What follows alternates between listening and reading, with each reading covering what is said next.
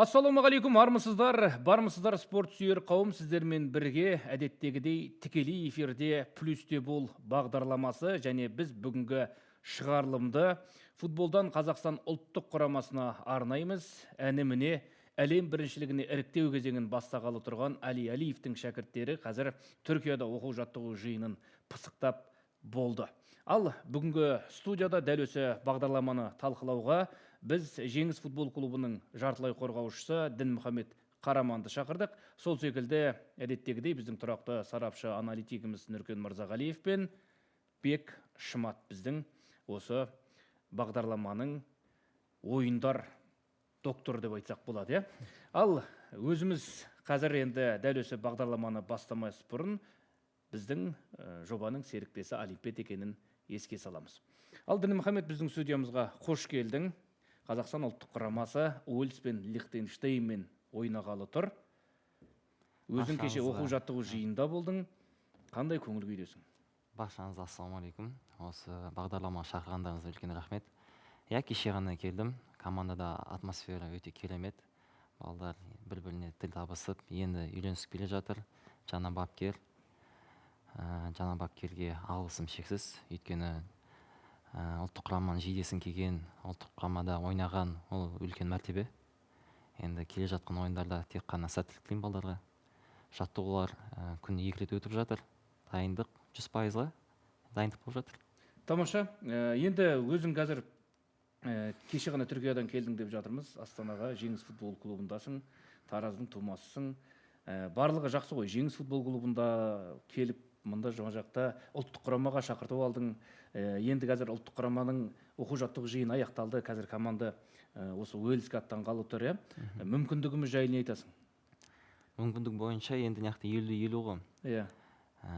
Бәріміз білеміз, Уэльстің командасы Европаның ең бір жақсы командасы. Иә. Бізде жаңа бапкер, жаңа тактика, өзінің жаңа талаптары бар. Енді алдын ала ештеңе айтпай қояйын, бірақ бізге сол жақта ұпай алуға мүмкіндік бар. Бірақ өзіңде бір ұлттық құрамаға барып, бір өзіңді жақсы сезініп қалған шығарсың, иә? Қанша дегенмен. Иә, әрине. Әрбір қазақ футболшыға алдын ала айтып кеткендей, қазақ болғаннан кейін, паспортың қазақ болғаннан кейін ұлттық құрамада ойнаған үлкен бір дәреже ғой. Иә. Бір жақсы сезім алып келесің. Тамаша. Енді алдағы уақытта сенің осы ұлттық құрамада, негізгі құрамға дайындалуға тілекшіміз. Сенімен бірге осы қазір ұлттық құрамада кеше оқу жаттығу жиынына барғанымен, бірақ Уэльс пен Лихтенштейнге қарсы ойынға шықпайтын Бахтияр Зайнутдинов бар. Жарақатына байланысты Бешикташта ойнайтын біздің ұлттық құрама сапындағы ең үздік сұрмерген ойнамайтын болды. Сол секілді Рамазан Кәрімов, Астана футбол клубының ойыншысы, Роман Асранқұлов, Тобылдың қорғаушысы және жетісулық Давид Есімбеков пен Данияның кегесінен келген Дулат Талыспаев қақпашы. Бұл ойыншылар қазір ұлттық құрамаға шақырту қылғанмен, бірақ ертеңгі Уэльс пен Лихтенштейнмен болатын ойынға қатыспайды. Міне бізде қазір осы негізгі Али Алиевтің тізіміне ілінген құрам көз алдарыңызда тұр. Бұның ішінде жағы шақыртылған барлық ойыншылар бар. Қазіргі кетіп қалған ойыншылар бар. Енді бұл алдында жарияланған құрамды көрсетіп отырмыз. Нұркен, осы орайда біз әрбір позицияға бір тоқталып өтсек, жаңадан шақыртылған ойыншылар бар. Олардың әрқайсысына сенде видео, кәдімгі фото статистика дайындап қойғаныңызды білеміз. Қақпашылар Мұхамеджан Сейсен, Астана футбол клубының қақпашысы, және Қайраттан Александр Заруцкий мен Темірлан Анарбеков екеуі шақыртылған, және Стас Покатилов бар. Бізде ол Сабах Әзербайжанның бүгінгі негізгі қақпашысы. Осы қақпашылар позициясына келсек, және бұл жерден қандай жаңашылдық бар, неге тоқталып өтуге болады? Айбек, дұрыс айтасың, дайындаған дүниелеріміз көп. Әдеттегідей бұл жерде енді Сейсеннің, Анарбековтың және де Заруцкийдің ойынын білеміз ғой, маусым басталды, 2 турда оларды көрдік. Бұл ретте енді Покатиловтың Сабақ клубына ауысқанын білеміз. Соған байланысты дайындаған статистикамыз бар. Қазір экранға берсе, сол статистиканы 6 ойын ойнап үлгерді Покатилов чемпионатта, және де Әзербайжан кубогында 2 ойынға қатысты. Сол 6 ойынның 6-ауында гол жіберген ол, және де кубокта ойнаған 2 ойында 2 гол жіберген. Статистика көз алдарыңызда. Қайтарылған соққылар пайызы 46-да 2, яғни қақпаға тебілген жасалған соққылардың жартысын қайтарды деген сөз ғой. Және де әуемен берілген пастардың дәлдігі ол 60%-ға жуық. Осы Покатиловтың статистикасы осындай. Өкінішке орай біз енді видеосын пайдалана алмаймыз түсінікті себептермен, бірақ Покатиловтың сабақ клубына барып бірден бірінші нөмірлі қақпашы атанғаны осы статистика арқылы білуге болады. Жалпы Стастың әзірге Әзербайжандағы аяқ алысы жаман емес деп айтуға болады, және ұлттық құрамаға бекерден бекер шақыртылмай отыр. Сондықтан қазір былтыр бұған дейін Стас Покатилов кезінде білеміз, Магомед Адиевтің кезінде ұлттық құрамаға келген жоқ. Мен бірінші нөмір болмасам бармайым деп қалған еді. Ол кезде Игорь Шацкий болатын, нөмірі бірінші қақпашы. Қазір енді Стас Покатилов бар, Мұхамеджан Сейсен бар, Александр Заруцкий бар. Бұлардың барлығына да бірлігі мүмкіндік беруге дайын ғой. Енді дағы да осы жерде біз Дінмұхамедтен сұрайық, қақпашылардың көңіл күйі қалай, жалпы бәсекелес бір-бірімен? Өте тамаша. Сіз білетіндей жаңа бапкер Воскобойников, жаңа Мұхамеджан Сейсен келді, 2 жыл паузадан кейін. Өзара бәсекелестік болып жатыр оларда да. Стас Покатилов оралды, Мұхамеджан Сейсен оралды. Өзіңнің енді жерлесің, Тараздың тумасы Мұхамеджан Сейсен. Қазір дегенмен Олег Воскобойников те осы Таразбен бірге кезінде чемпион болып, Тараздың атаңызға айналған қақпашысы, қазақ елінің атаңызға айналған қақпашы десек болады. Енді осы тұрғыда мынандай болжам бар. Олег Воскобойников қазір Қайраттың да қақпашысы, ларының жаттықтырушы. Александр Заруцкийге бірінші мүмкіндік береді деп отыр осы Уэльске қарсы. Сен қалай қарайсың бұған? Мен ойымша енді нақты 50-50, кім мықты дайын, кім 100%-ға дайын, сол тұратын сияқты. Осы ойда бір сұрақ қояйыншы. Мысалы, команданың ішінде болдыңыз, атмосферасын барлығын, Алиевтің тапсырмаларының ішіндегі негізгі тапсырма қандай болып тұр? Өйткені біз Адиевтің кезінде білеміз, Финляндиямен ойынға баратын кезде 2023 жылдың қазанында бүкіл подкасттардың барлығы кем дегенде 1 ұпай алу керек деген кезде Адиевтің айтқан әресіне неге 1 ұпай, неге біз 3 ұпай алмаймыз деген бір сенімділік сыйлағанда, және 3 ұпайды алдық біз 1-2 қылып жеңіп кеттік Финляндияны. Осы жолы Уэльс мықты деп отырмыз, бәріміз 1 ұпай алсақ деп отырмыз. Алиев не деп жатыр? Алиев енді айтып жатыр, өзінің тактикасы бар, бір сыры бар ол кісінің де. Ояқта енді Уэльс өз үйінде ойнайды ғой. 50 мың фанаттары болады, болельщиктері болады. Кардифте. Поддержка өте мықты.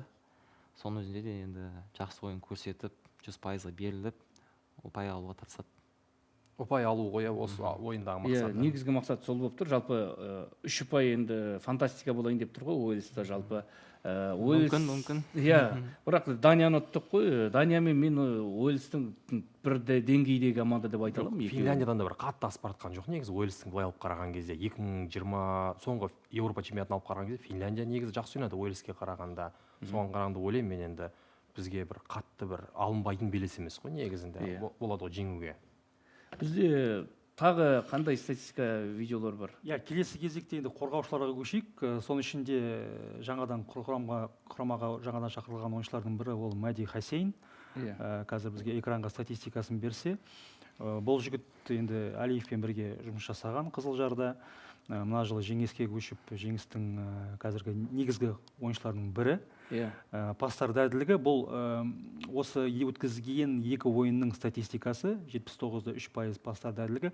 Басым болған жекпе-жектер 61%, жеңген жекпе-жектерде және де допты сатып алу орташа көрсеткішпен ол Мади бізде ойында 10 рет доп тартып алу әрекетін жүргізеді екен ойында. Өте әмбебап ойыншы, себебі негізінде Жетісуда бұл футболшы кезінде шабуылда ойнаған. Одан кейін келіп Қызылжарға ауысқаннан кейін тіреуші жартылай қорғаушы болды, одан кейін қорғаушы болып кетті. Содан мен ойлаймын, Алиевтің негізі 3 орталық қорғаушының ойнайтынын білеміз ғой. Оң қапталда, сол қапталдағы жартылай қорғаушылар, олар шабуылға жиі қосылады. Латераль емес, жоқ, латеральдер бөлек, бірақ мына 2 қорғаушыларды сұрайды екен. Алғаға жылжыңдар, доппен бірге қосылыңдар деген сияқты. Мен ойымша осы Мади Хасейннің ойыны келеді да соған. Жеңістің тактикасына да келіңкірейді екен ғой, Жетісуда тактикасы осылай етін. Жалпы енді сенің командаласың, жеңісте жүрсіңдер. Қазір Мадиден ойына не байқадың? Қазір ұлттық құрамаға шақырту алып, сол жақта дебютын жасағалы жатыр. енді Мади Алихан Алиұлымен бір командада жұмыс істеген. Иә. Оның тактикасын, оның талаптарын жақсы түсінеді. Енді Мади өте жақсы жігіт, талабы өте жоғары, өзіне қалай айтсам болады, өзіне алдына қойған мақсаттар өте жоғары. Иә. Енді болашақта жақсы командалардың бірінен көруге тілектеспін. Тамаша. Сен өзің енді ойыннан ерекшелігін байқаған шығарсың, иә? Бір артықшылығы бар ма ойынында? Несімен ерекшеленеді? Доппен қорықпайды. Иә. Допта ұстауға Алдыға қорықпайды. бірінші пасы өте жақсы. Тамаша. Жалпы қарасаң, жеңісте жүрген, иә, қазір бұл да жетісудың түлектерінің бірі ғой. Көп шабуылшы болып бастаған ойыншылар бар. Асхат Балтабеков те солай, иә. Қазір осы қорғаушы болып жүргенімен, ол да кезінде шабуылшы болып бастаған негізі карьерасын. Ал енді бізде тағы да қандай Бізде қорғаушылар бар? Мадиге қатысты видео бар екен. Иә. Соны қоса кетейік. Жаңағы жанкүйерлердің есіне түсірейік, қалай ойнайды екен. Мадидің қазір видеосын экранға берсе, бұл соңғы 3 сезоннан алынған видеоряд. Міне Мадидің ойыны, бұл жетісудағы ойыны, шамалы шабуылға қосылып ойнаған. Мен түсінгенім, көргенім, осы подкаст жасауды жақсы көреді екен Мади. Доптан қорықпайды деген осы екен ғой. Иә. Доптан да қорықпайды. Доп тартып алу жағынан да жақсы, алға жылжыту жағынан да жақсы. Міне осындай жауынгерлік қасиеттері бар да. Неге көп барады. Және де міне шабуылда да мындай бір әрекеттері бар. Алса соққы бағыттай алады. Міне Ақтөбемен болған ойында да өзіне допты алып осындай әрекеттер болған. Және екі аяқпен де әдемі соққы бағытта. Сол аяқпен де жақсы ойнайды екен. Тағы да бір эпизод. Бұл Шахтермен болған ойында. Бәдім аяқтың сыртымен соққы бағыттап жүр дейсің ғой. Бұл тағы да соғылған голы. Бұл бұрыштамадан берілген допта былтырғы жылғы маусымның соңғы ойында соққан голы жеңістің қақпасына, өзінің болашақ командасына соғып тұр голды сол кезде Мади. Тамаша. Және жеңістің жетекшілерінің көзіне дәл осы ойында түсті деп айтуға болатын секілді ғой. Және осы ойыннан бастап хабарласа бастаған секілді ғой жеңістің жетекшілері. Мүмкін. Бұл видеорядтан енді не түсінуге болады? Мадидің әмбебаптығы.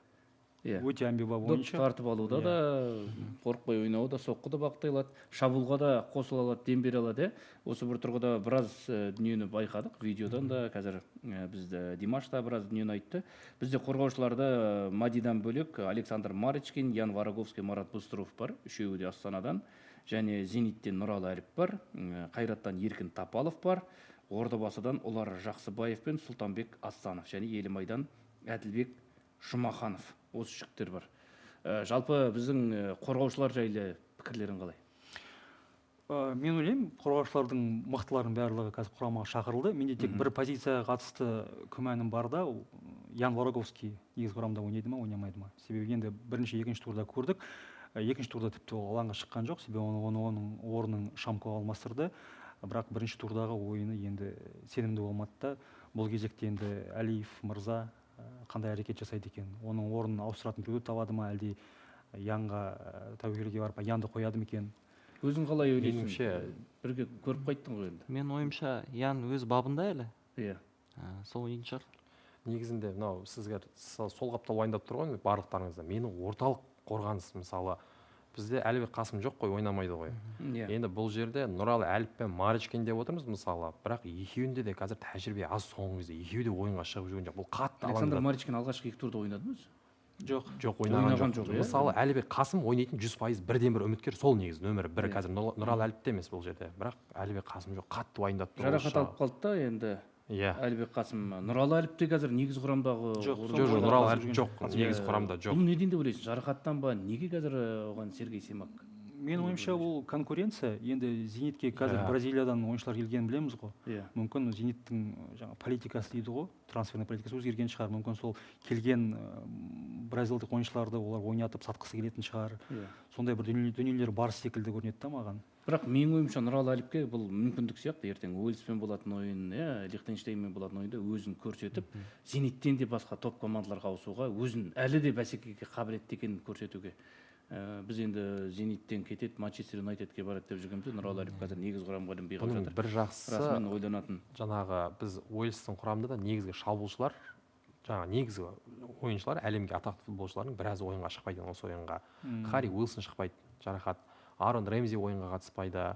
жаңағы тоттенхэм шабуылшысы Брен Джонсон ол шықпайды деп жатыр, ертең шығатын болыпты. тек енді қазір өлістің құрамына тоқталамыз. Иә. Біздің құрамды бітіріп алайық. Аха. Негізгі біз енді Ян Вараговскийдің расымен мен алдында Шамконы шақырған кезде сол құрамда отырады шығар деп ойлағанмын, бірақ Вараговскийге расымен бәсеке керек болғанын Бабаян бапкер сезіп әдейі алып келіп отыр. Міне ешқандай негізгі құрамда орны бекітілген адам жоқ. Егер бар мүмкіндігіңді көрсетпесең, көзіңде от жанып тұрмаса, Дмитрий Шамконы шығарамын, маған бәрібір деп тұрғандай. Сондықтан бұл да Вараговскийді қамшылауға дұрыс болды деп ойлаймыз. Енді қорғаушылар позициясы кетті. Жартылай қорғаушыларға тоқталып өтейік. Асхат Тағберген, команданың капитаны Ордабасыдан. Сол секілді Рамазан Оразов бар, Селькебург, Дания. Эльхан Астанов Астанадан. Ислам Чесноков пен Наурызбек Жагоров Тобылдан. Серікжан Мұжықов Елімайдан. Кошицеден Словакиядан Ғалымжан Кенжебек келді. Оқжетпестен Алияр Мұхаммед. Және Пуша польшалық командадан Георгий Жуков. Жартылай қорғаушыларымыз жап-жақсы секілді негізі. Жоқ, жартылай қорғаныста негізі қатты бір алып бара жатқан мәселе жоқ. Серікжан Мұжиктің шақыртылуына не себеп болды деп ойлайсыздар? Осынша уақыттан кейін, арада 6 жыл уақыт өтіпті, соңғы рет ойыннан кейін. Мұхаммед көріп қайтты ғой енді. Өзіңіз Серікжанның бабын қайтадан шақыру. Серікжан енді ағамыз ол, үлкен ағамыз, әрқашанда бізге кеңес беретін. Шынымды айтсам, ондай профессионал футболист мен көрмедім. 35 жасында ешқашан. Сіздер бірге ойнадыңыздар ғой Жетісуда? Жетісуда бірге ойнадық. Әрқашанда тренажерный залдан шықпайды, восстановление дұрыс істейді. Көзқарасы футболға өте тамаша. Кеше Әлиев жауап берді осы сұраққа. Командадағы бүкіл жігіттердің ішіндегі құрамындағы пайыз бойынша ең майы аз Серікжан Мұжиков екен. Нағыз бабында келіп Нағыз бабында. Ең бірінші орында тұрған сол Серікжан Мұжиков. Оның Мұжиков. енді Жетісудан Елімайға баруы, жүлдеге таласып отқан командаға баруы да тегіннен емес. Негізі көпшілігі Жетісуға барады, өзінің туған жерінде карьерасын аяқтайды дегенде қайтадан бір күшін алып, қайтадан бір капитан болып отыр қазір Елімайда да. Сондықтан Серікжан Мұжиковтың мен барғанына ешқандай таңқалмадым. Мен Серікжанның бір ұнайтыным, ол бірнеше жыл бойы өзінің деңгейін түсірмей ойнап жүрді. Ол жақсы көрсеткіш қой. Себебі андай футболшылар болады, 1-2 жыл жарқ етеді, жоқ болып кететін деген сияқты. Серікжан кезінде Астана футбол клубы Чемпиондар лигасында ойнағанда, Еврокубокта топтық кезеңге шыққанда негізгі ойыншылардың бірі болды ғой. Селтиктің қақпасына гол соқты. Бұл кездегі Астананың қақпасын қорғау құрамы деген өте мықты болды, мықты легендерлер болды. Сол кезде допты қорықпай ұстай алатын, кез келген жағдайда обводкаға бара алатын ойыншының бірі, санаулы ойыншының бірі. Мен сондықтан Серікжанның кешегі соңғы Қайсармен болған ойындағы соңғы екінші гол соғылатын кезде екі қорғаушының үстінен сол аяқпен асырып тастай салған пас қандай керемет. Сондықтан Серікжанның шақыртылуына мен ешқандай таңғалғаным жоқ. Ғалымжан Кенжебек жайлы не айтасыздар, Словакиядан келген? Енді жаңа есімдерге тоқталып кетейік. Біртіндеп Ғалымжан Кенжебекке дайындаған статистикамыз бар. Қазір экранға берсе, бұл Кошице командасында ойнайтын футболшы. Менде жаңа бір ақпараттар жинадым. Негізінде Кошице ол жас футболшыларды дайындайтын команда екен. Сонымен бұдан бөлек мындай ақпарат бар, инсайт деп айтуға болады. Кошиценің жаңағы басшысы, хозяин дейді ғой, оның басқа да командалар бар екен. Сонымен қатар Венгрияда. Сонымен сөйлескен кісілер, жаңағы агенттер, ол айтады да, Кенжебектің осы Кошицада өзін көрсетіп жатса, жақсы жағынан әрі қарай Венгрия чемпионатына аттану мүмкін дейді. Ал статистикасына келетін болсақ, чемпионатта 4 ойын өткізді, кубокта 1 ойын, 1 гол соғып, 1 нәтижелі пас беріп үлгерді, XG 0.49, жасалған соққылар дәлдігі 42-9%. 7 соққы жасаған, 7 соққы жасаған, 4 ойында. Дриблинг 46-7, бұл енді дриблинг Ғалымжанның мықты жақтарының тұстарының бірі ғой. Әр ойында орташа есеппен ол 8 дриблинг жасайды екен. Мен ойымша жақсы көрсеткіштер. Бір жағынан Словакияға баруы, ол жақта қосал құрамда отырып қалмай өзінің көрсетіп еркін ұстауы, мен ойымша біздің ұлттық құрамаға да қазір үлкен бір мүмкіндік болғалы тұр. Сол секілді Георгий Жуков келді бізге, ұзақ үзілістен кейін, сол Молдовамен ойындағы пенальти, соңғы жеңіс пенальтиін соқты. Міне, солдан кейін біздің ұлттық құрама сапындағы допқа енді жанасуы болғалы тұр ғой. Жуков жайлы не айтасың, ұлттық құрамада қалай қабылдады? Шынымды айтсам, мен кетіп қалдым. Ол келді. Келеді деген ақпаратты естігенде ешнәрсе демеді ме жігіттер? Ештеңке демеді негізі. андай көзқарастар негізі Енді бәрі түзу болды. иә, әлеуметтік желіден де мен көп байқап қалдым. Жалпы Георгий Жуковты не үшін шақырып жатыр, ол кешірім сұрасын бізден деген дүниені біздікілер кешірім сұратқанды жақсы көреді ғой. Сондықтан мен енді өзім ойладым, Георгий Жуков секілді ойыншылар керек біздің ұлттық құрамаға. Дәл қазір иә, оның ішінде Бақтияр Зайнутдинов бар, міне жарақат алып қалып жатыр. Оның өзі қосалқы құрамда жүр қазір. Нұралы Әлімбіз ол қосалқы құрамда жүр, Зениттің сапында. Сондықтан менің ойымша Европада жүрген доппен қорықпай ойнайтын жағы Серікжан секілді ойыншылардың бірі ғой Георгий Жуков. Жартылай қорғанысқа керек. Жуковқа келетін болсақ, бұл жерде басқа бір тұстарын атап өту керек та. Бізде қазір құрамада ойнап жүрген, бабында жүрген тіреуші, жартылай қорғаушы жоқ. Допты тартып алатын, кезінде Қуат ойнады ғой. Біз айтатын Қуат, міне отбор жасайтын ойыншы деген сияқты. Мен ойлаймын, сол кім ойнамағандықтан, Қуат болмағандықтан, Рамазан Уранов, енді Оразовтың жағдайын білеміз, ол қосылып құрамда отыр. Сол топты тартып алатын адам керек та, Айбол Әбекен шақырылмады.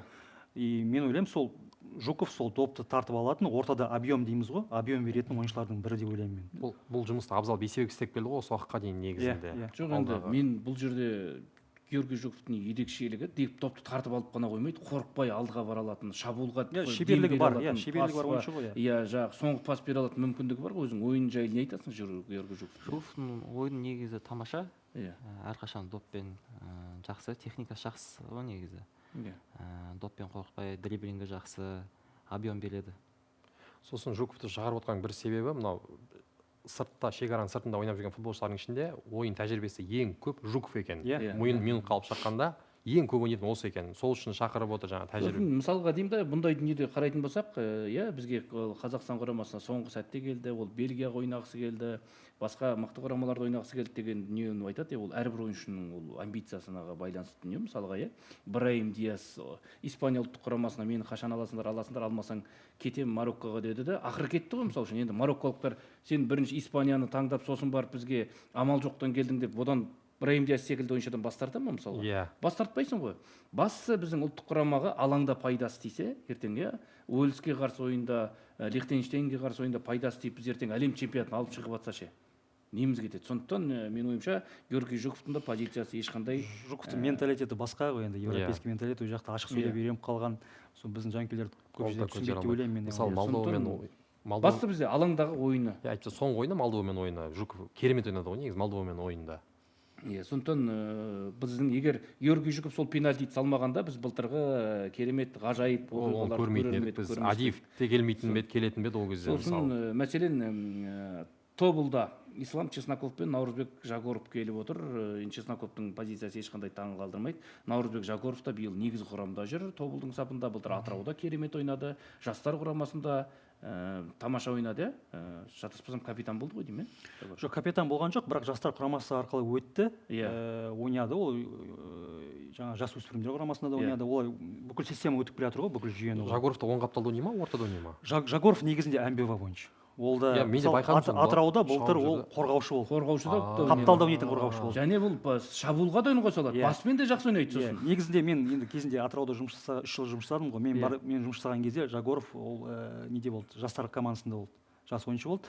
Ол кезде ол шабуылдаушы, жартылай қорғаушы ойнап жүрді. Десятканың рөлінде ойнап жүрді. Одан кейін основаға келгеннен кейін енді оның ол жігіттің көптен бері баға ашылмай жүрді да. Мен енді қуаныштымын оған. Қазір Тобылға келіп, былтыр Атырауда баға ашылып, қазір Тобылға келіп жатыр. Негізінде өте талантты, шебер ойыншы.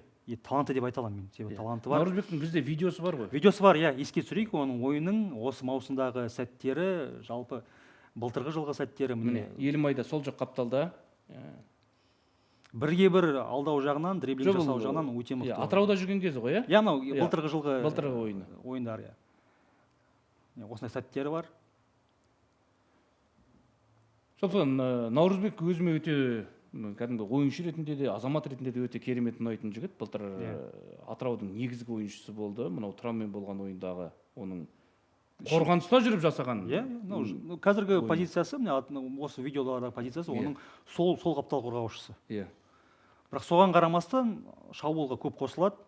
Жаңа өзінің техникасының арқасында, өзінің жаңағы футбол IQ дейміз ғой, соның арқасында ол Атырауға біраз пайда алып келді. Мына ойында ол оң қапталда жүр міне. Кубоктық ойын. Тобылға биыл келді ғой, иә? Осы жылы өйткені Вукчевич, Чесноков үшеуі де оң қапталда бір өзара әдемі тіл табысып жүр осы маусымда. Иә.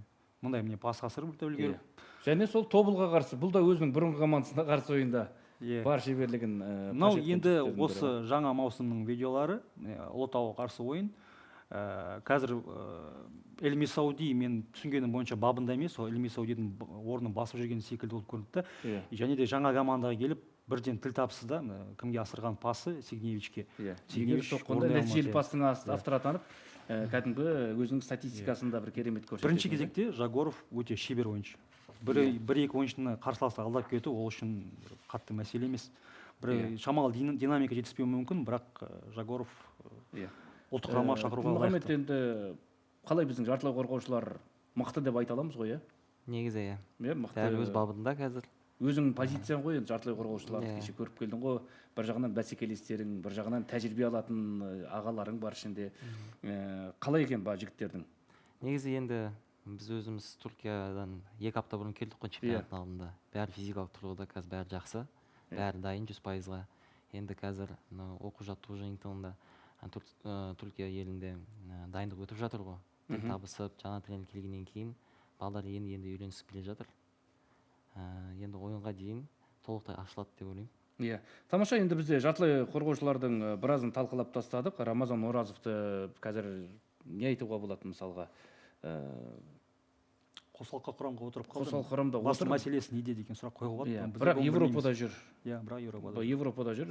Ұлттық құраманың сапында ертең көмек тиеді деп ойлаймыз енді. Рұқсат болса, осы жерде бір әңгімеміз ортасынан үзіп, бір кішігірім ширату ойындары болсын сіздерге.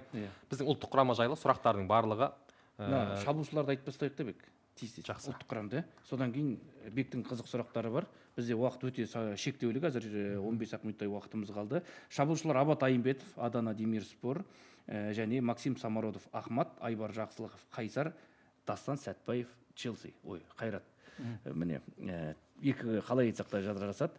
Шабуылшылар жайлы, Дастан жайлы ойыңды білейік сенің, Мұхаммед. Мен ойымша енді үшеуі де бабында қазір. Абат Түркия елінде ойнап отыр. Макс Самородов Россияда ойнап отыр. Дастан нақты Қазақстан жарып отыр.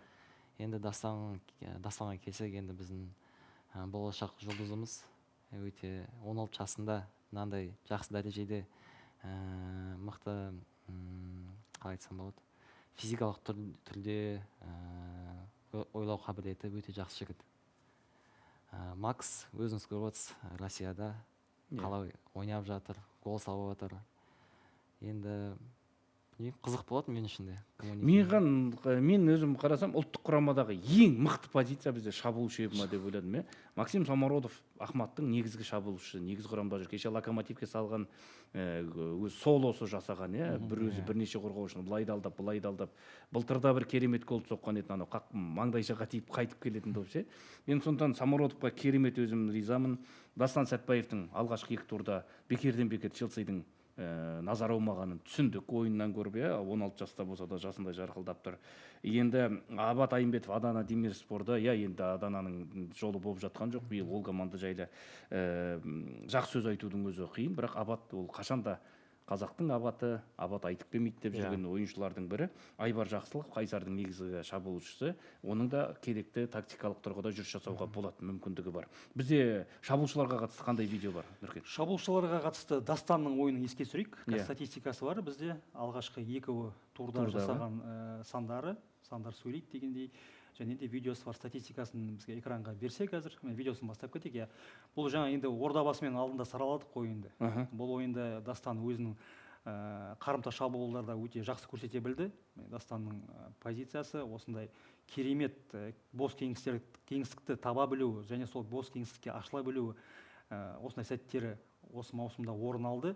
Енді қазір Элдер Сантана жарақат алып қалғанын білеміз. Сол себепті Дастан енді Қайраттың негізгі құрам ойыншысына айналу мүмкін деген ой бар. Және мына жерде Ақтөбеге қатысты суперкубоктағы ойын. Жалпы негізі Дастан 90 минут емес, алаңға тыңнан қосылса бір керемет ойнайтын футболшы болып көрінеді. Маған сізге қалай?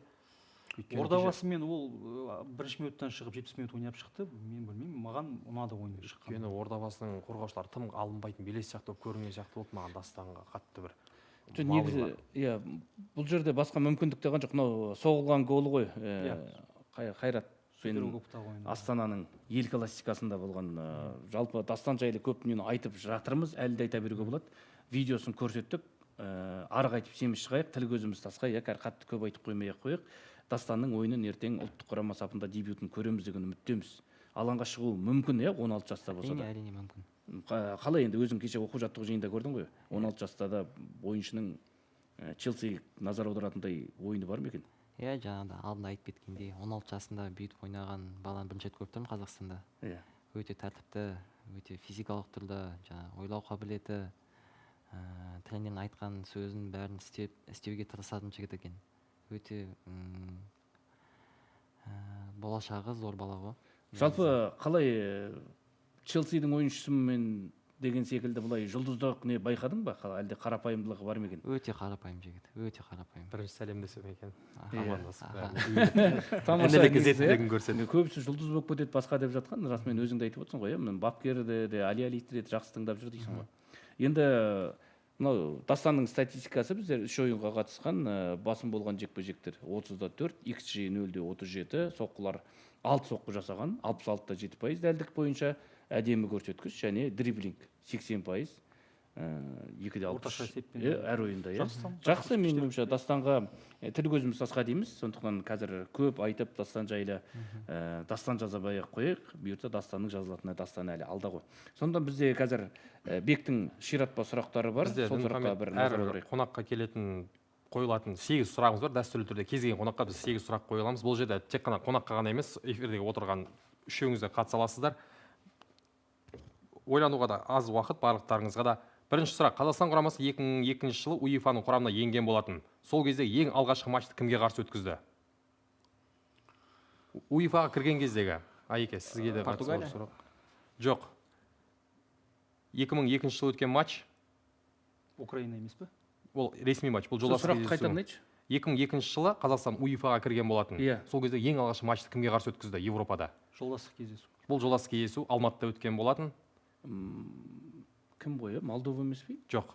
Бұл 2002 жылы шілденің 7-сі күні Эстонияға қарсы ойын өткізген, 1-1 болған. Алик Литвиненко біздің құраманың сапынан 39 минутта гол соққан. Келесі сұрақ: Қазақстан ұлттық құрамасының тарихындағы гол соққан ең жас футболшы кім?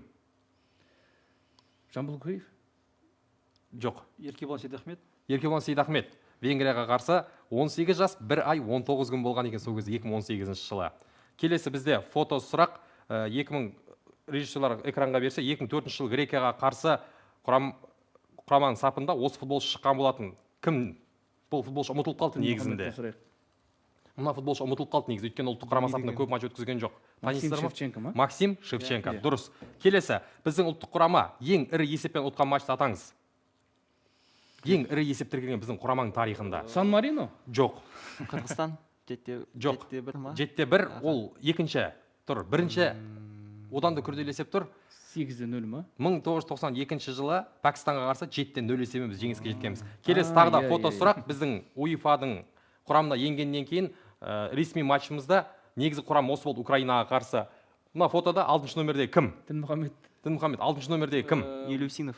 Елеусинов емес. Игравдеев емес па? Жоқ. Ресейде ойнаған қорғаушы. Самат Смаков. Дубинский. Ринат Дубинский, дұрыс. Келесі сұрақ: мына жақта отыр ғой. Ринат Дубинский 6-шы номер. 2005 жылы Иордания Қазақстан жолдас кездесу 2-0 есебімен аяқталған болатын. Сол кезде біздің құраманың сапында алаңға 17 жасар футболшы шықты. Ол кім? Қашан? 2005 жылы Иорданияға қарсы матчта біздің құраманың тарихында ең жас футболшы дебют жасады. Ол 17 жасар болатын сол кезде. 17 жас 4 ай 25 күн. Ол кім? Білмедім. Жамбыл Көкеев. Жамбыл Көкеев. Біздің құраманың сапында ең көп ойын өткізген футболшы? Балтиев. Руслан Балтиев. Дұрыс емес, Самат Смақов 77 ойын өткізген, Балтиев 75 ойын өткізген. Және соңғы сұрақ: біздің ұлттық құраманың тарихындағы гол соққан ең егде жастағы футболшы? Сейдахметов ең жасы болса, ең үлкені? Ең үлкені кім еді? 2014 жылы Түркияға қарсы матчта гол соққан. Ресми матч қой. Ринат Абдуллин? Жоқ, Самат Смақов. Самат Смақов. Осындай біз 8 сұрақ бар. Ұлттық құраманың осындай тарихы бар, керемет статистикалары. Ең көп ойындар өткізген, жалпы логикада тұрғыда келіп тұр ғой, әдемі. Енді біздің қазір негізгі құрамды барлығын айттық, Уэльсті айттық, иә, Лихтенштейнді ұмытып кетіп жатырмыз. Көбісі айтады, бұл ойында біз 3 ұпай алуымыз керек, міндеттіміз деп жатыр. Не айтасың? Әрине, әр ойында енді сен 100%-ға ұтам деп шығасың, Иә. жеңіске жетем деп шығасың. Бірақ енді ол команда үйтіп те шығады тоже ұтам деп. Ойын оңай болмайды. Өйткені біз 23 ойнаймыз Уэльспен, 3 күннен кейін Лихтенштейнмен ойнаймыз. Еще перелет бар, жаңағы бағдар восстановиться етіп үлгере ме, үлгермей ме, ол жағын білмеймін. Бірақ енді оңай ойын болмайды.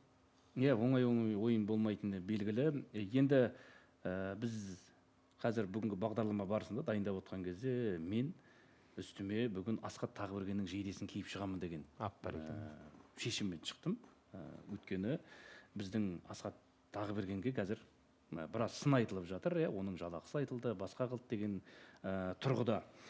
Барлығы сол Шымкент шаһардың әкімі Ғабит Сыздықбековтың мәлімдемесінен кейін болды. Бірінші айыптақты Асхат Тағыберген 20 миллион айлық алады, және кет десем де кетпей отыр, ойнай алмайды деген дүниені айтты да. Бұл жалпы осы тұрғыда мен Асхатқа қолдау білдіргім келеді. Асхат Тағыберген бұл ұлттық құраманың капитаны, ойнай алмайды емес. Дәл осы Ордабасы футбол клубында жүрген кезінде Асхат Тағыбергенді Түркияның командасы шақырды, 15 миллион жалақы беріп тұрды сол кезде, және дәл осы 15 миллионды Шымкенттік команданың жетекшілері біз де бере аламыз деп Асхатты алып көндірген болатын. Бізде қалуың керек, біз чемпион болуымыз керек деп. Содан соң Асхат Тағыберген Ордабасыда қалды. Ордабасы өз тарихында алғаш рет Қазақстан чемпион атанды. Және сол дәл чемпион атанған кезінде осы Ғабит Сыздықбеков Шымшақарға әкім болып барған кезі марапаттау сәтінде қатысты. Осы Ордабасы чемпион болғаннан кейін Асхаттың келісім шарты тағы 2 жылға ұзартылды. Меніңше. Яғни Шымкенттің әкімі болып тұрған кезде Ғабит Сыздықбековтың кезінде Асхат Тағыбергеннің келісім шарты созылды. Міне, яғни және оның айлығы 20 миллион емес екені белгілі. Мен өзім қазір Асхаттан да сұрап нақтыладым. Жетпейді. 20 миллион деген әлде қайда жоғары айлық. Сондықтан осы тұрғыда енді елді басқарып отырған адам елдің алдына шығып, елдің құрамасының капитанын сынауы, менің ойымша бірінші кезекте былай сіз біздікіміз ағалы інілік болып жүрген, бірін-бірі өсер елдің баласы, бірін-бірі батыр дейді, өспейтін елдің баласы бірін-бірі не дейтінін жақсы білеміз. Осылай деп айыптауы, оның айлығын айтып қойған былай тұрсын, ойнай алмайды деп айтуы өте менің ойымша қате айтылып қойды ғой деп ойлаймын. Өйткені Асхат Тағыберген ойнай алмайтын болса, ол ұлттық құрамада 3 жылдан бері капитан болмайтын еді. Асхат Тағыберген доп деп алмайтын болса, оның голы былтыр соққан Пушкаш сыйлығына үміткерлердің қатарында, 5 үміткердің қатарында әлем бойынша тұрмайтын еді. Сондықтан Асхат Тағыберген бұл қазақ футболының мақтанышы. Асхат Пушкаберген деген лақап ат бекерден бекер шыққан жоқ. Талай бала осы жеткіншектер футболға теңбілдеп үйірмесіне Асхат Тағыбергенге ұқсасақ деп келді. Сондықтан менің ойымша осылай елдің алдында жүргеннен кейін сол өңірдің негізгі командасының ойыншысы Асхат Тағыберген жайлы ойнай алмайды деп айтуы, бұл менің ойымша енді no comment дейді ғой, солай айтылатын нәрсе. Өткені қазір қатты дүниені айтып қоюға болады. Егер расымен солай ойыншылардың барлығының жалақысын жариялайтын болса, онда барлық легионерлердің Ордабасыға биыл біраз легионер келді. Дәл сол өзі мақтап жатқан, керемет деп жаттықтырушы деп жатқан Мартиннің де жалақысын айтсын. Содан кейін жарияласын. Салыстырмалы түрде олардан, осы шетелдіктерден біздің ұлттық құраманың капитаны қанша артық алады екен. Міне, осы дүниені білу керек. Және осы тұрғыда ұлттық құраманың капитаны Ордабасы деген командада, Ордабасы секілді командада доп теуіп, сол команданың чемпион болуына үлес қосуы ұмытылмау керек деп ойлаймын. Футболшылығы кет десем кететін, бұл футболда УЕФА-ға тіркеп қойған, сол үшін алып тастай алмай отырмын дейді. Футбол әлемдегі нөмірі 1-ші спорт. Бұл жердегі футболшылардың барлығының құқығы әлемде ең бірінші кезекте қорғалатын дүние. Сондықтан футболшы керек кезде оған керек жалақыны беріп, керек емес ау бабынан тайда, бұл қартайдау деген кезде сүртіп тастай салатын шүберек емес Асхат Тағыберген секілді ойыншы. Сондықтан оны бүгінгі таңда жағдай бойыны жүрмей жатыр екен деп басынуға болмайды деп ойлаймын. Өзің не айтасың енді Мұхаммед осы тұрғыда? Енді сіздің айтқаныңызға қосыламын. Негізі енді Асхат Тағыберген өте мықты футболист қой. Біздің ұлттық құраманың капитаны, үлгі тұтатын ағамыз, әрқашан бізге кеңес беретін жас ойыншыларға. Алдына келе жатқан ойындар тек қана сәттілік тілеймін ол кісіге. Басын түсірмей, еңсені көтеріп, біздің ұлттық құраманың капитанскийді киіп, алдыға шығаруды тілектеспін. Тамаша. Нұркен, не айтасың Асхат жайлы? Әбек, қолдаймын сен айтқан сөздеріңді. Мен ойымша Ордабасы алғаш рет чемпион болдық деп жатыр, иә. Бізде статистикасы бар ғой Асхаттың. Былтырғы жылғы, алдыңғы жылғы статистикасы экранға берсе, мен ойымша Асхат Ордабасының құрамында болмағанда чемпиондықта болмайтын еді. Осыны ұмытпау керек. Статистика алдарыңызда. Сандар алдамайды дейсің ғой? 23 жылы 11 гол, 13 нәтижелі пас, ол керемет көрсеткіштер, гол соғу ықтималдылығы. Былтыр енді статистикасы төмендеп қалды, бірақ былтыр Ордабасының өзінің ойыны да нашар болғанын білеміз. Бірақ дегенмен де соның өзінде де Асхат нәтижелі пас, 9 нәтижелі пас берді. Біздің елдегі ең жоғары көрсеткіш. Осыны неге жанкүйерлер ұмытатынын білмеймін. Білесіздер ме, бұлар қандай жарақат алған? Бұл болтпен жүрген бұл деген. Бұл өте ауыр жарақаттан шықты негізінде. Денсаулығын, аяғын сындырып, сол жерде чемпиондық матчта сындырды. Сондықтан осындай денсаулығы сыр беріп жүрген кезде мен оны салыстырып 20 миллион алады екен деп ақпаратты нақтылаған ешкім жоқ. Шынымен алады ма деп 20 миллион алса, бір сәрі мысалға соққы, оның Асхаттың жалпы соққыларының да статистикасы бар бізде. Аз емес енді. Былтырғы жылы міне қараңыздар, Асхат Тағыберген 58 соққы, 90 минуттың ішінде соққан. Бұл да Асхаттың кез келген команданың қорғаушыларын, қақпашысын тығырыққа ұстайтынын көрсеткіші ғой. Және Ордабасының бас бапкері Мартиннің қазір 2 ойында да Асхатты негізгі құрамда шығаруы бұл ойыншыға деген сенімнің бар екенін көрсеткіші. Сондықтан менің ойымша қазір енді Шымшаһардың әкімінің қандай оймен, қандай көзқараста екенін білмедім. Негізі сыйластықты ұмытпаған дұрыс шығар. Бізде енді соңғы минуттар өтіп жатыр. Сондықтан Бек өзінің арнауымен бағдарламамыз түйіндеп жүрсе.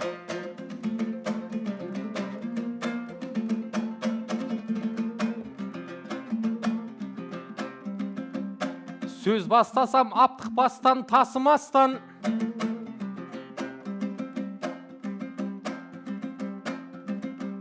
жөн болар өлең сөзден шашу шашқан. Шыны керек Асхат жайлы әңгіме айтып, кеше ғана шекарадан әкім асқан. Айналайын Тағыберген Асхатым-ау, қайтадан жігер жина жасымастан. Сенің біздің көшбасшы екеніңді бүкіл халық біледі екі бастан. Қаңқу сөзден бүкіл ел адаспай ма, адасса жамандыққа жол ашпай ма? Сол ақшаны мысалы шеттен келген легионерлер жайында жағашпай ма? Кім көрінген ап жатса сол ақшаны көшбасшымыз ап жатса жараспай ма? Айналайын Асхатым Тағыберген, алғыс сөз естіп жатсың қалың елден. Құдай қалап Уэльсті жеңіп кетіп, аман есен қауышыңдар бәрің елмен. Келесі белесіміз Уэльс боп тұр, Кардифтегі керемет жарыс боп тұр. Құрамаға тағы да келіп жатқан Жуковтай біздің ескі таныс боп тұр. Кардифте керемет бір гол сап берсе, елден кешірім сұрайтын шанс боп тұр. Хан түйесін соймайды көп қаламай, ақиқатқа ұмтылдым көп қарамай. Мадисонды жігіттер келіп жатыр, доп қомтылған қорықпай көп қарамай. Сол жігіттен нағыз батыр елестейді, оқтан жылдам жүгірген оққа қарай.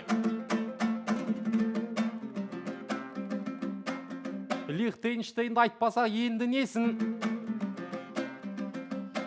Жаңалықта Қазақстан жеңді десін. Екелде де бұйырса еліміздің, жеңіп кетіп байрағы желбіресін. Осы сөзге бар халық көңіл бөлсін, Асқаттай жігіттерді ерімдерсің. Көзге түсіп тастандай балаларымыз, ертеңгі бүкіл Кардиф төрін берсін.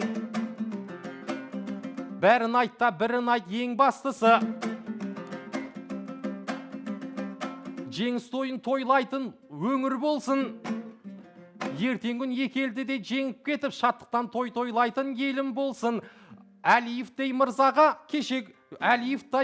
дәл былтырғы Адиевтай азаматтың жолын берсін. Айқай ақау, ай. Беуде Бек тамаша керемет өзінің арнауын айтты. Дінмұхамед бізге уақыт бөліп келгеніңе рахмет.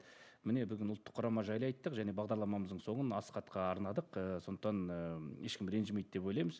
Сол Ордабасының жанкүйерлері, қазақ футболының жанкүйерлері, Тағыберген секілді ұлттық құраманың капитанының еңбегін ұмытпайды. Ордабас чемпион болатын кезде ең көп гол соққан кім бұл командада? Әрине Асқат. Ең көп нәтижелі пас шығарған кім? Әрине Тағыберген. Сондықтан осындай ойыншының барына қуанайық. Карьерасын аяқталмай тұрып, Асқаттың ойынымен ләззат алайық. Және Асқат бастаған жігіттер ертең ұлттық құраманың намысын абыроймен қорғап, әлем біріншілігіне Қазақстан құрамасын алып шығады деп сенейік. Және солай тілейміз. Ал бұл бағдарламаның, яғни плюсте бұл бағдарламасының серіктесі Олимпет екенін еске саламын. Назар қойғандарың үшін рахмет. Сіздермен бірге болған Дінмұхамед Қараман, Жеңіс футбол клубының жартылай қорғаушысы, Бек Шымат, Нұркен Мырзағалиев. Спорт плюс арнасында келесі жүздескенше бай қуатты болайық, әрдайым бәріміз плюсте болайық.